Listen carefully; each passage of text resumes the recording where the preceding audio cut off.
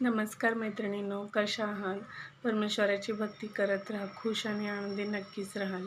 तर मैत्रिणींनो, आज मी तुम्हाला असा उपाय सांगणार आहे की 11 दिवसामध्ये तुमचं नशीबच बदलून जाईल. तुम्हाला राजयोग प्राप्त होईल. तर काय करायचं? तर कोणत्याही गुरुवारपासून हा उपाय करायचा आणि सलग 43 दिवस करायचा.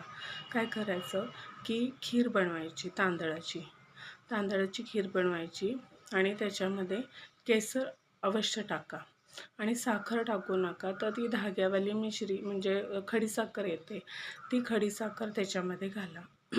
आणि खीर पूर्ण झाल्यानंतर तो नैवेद्य आपण देवाला अर्पण करतो, त्याच वेळेस आपण तुळशीचं पान एक त्याच्यावर ठेवायचं आणि ओम नमो भगवते वासुदेवाय नमः या मंत्राचा 11, 21 किंवा 108 वेळा जसं तुम्हाला वेळ असेल तसं म्हणून जप करा. आणि मग ह्या खिरीचा नैवेद्य भगवंतांना, भगवान विष्णूंना किंवा बाळकृष्णाची मूर्ती असेल तिथे समोर आपल्या घराच्या देव्हाऱ्यासमोर दाखवा नैवेद्य.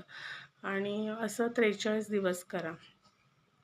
तुम्हाला पैसे मिळवण्याचे नवनवीन स्रोत तुमच्या आयुष्यामध्ये समोर उभे दिसतील. तुम्हाला इतका प्रभावी उपाय आहे, नक्की करा.